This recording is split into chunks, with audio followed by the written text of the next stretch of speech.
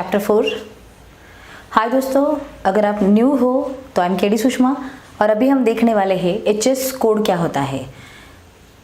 You want to start your business, you want to start your export import, तो आपको भी पता होगा हर एक बिजनेस के लिए प्रोडक्ट कितना इंपॉर्टेंट होता है।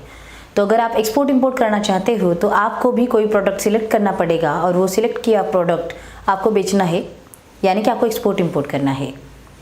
तो जैसे कि समझो अगर आप किसी भी प्रोडक्ट में डील करते हो और and you want to sell your product और you want to export your product to Italy, Japan, Germany, Africa और एनीवेयर इन द वर्ल्ड, तो आपको क्या करना पड़ेगा?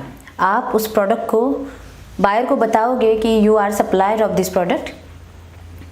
तो अभी समझ लो कि you are supplier of mangoes. तो मैंगो, इंडियन लोगों को पता है कि मैंगो क्या होता है, या फिर कोई भी और प्रोडक्ट लो कि जो आपकी भाषा में बोला जाता है और जो आपको पता है और लोकल मार्केट भी जानता है। लेकिन अगर आप उसी सेम प्रोडक्ट को जो आपकी बोली भाषा में बोला जाता है वो अगर आपने बायर को बताया, यानी कि इम्पोर्टर को बताया, तो क्या वो इम्पोर्टर समझ पाएगा कि आपका प्रोडक्ट क्या है?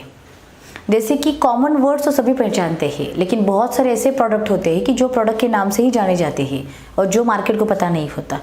लाइक फॉर एग्जाम्पल अगर हम लेते हैं कि ओनियन सबको पता है, लेकिन ओनियन को शायद पोर्तुगीज़ में कुछ अलग बोला जाता होगा, स्पेनिश में कुछ अलग होगा, फ्रांस में कुछ अलग बोला जाता होगा।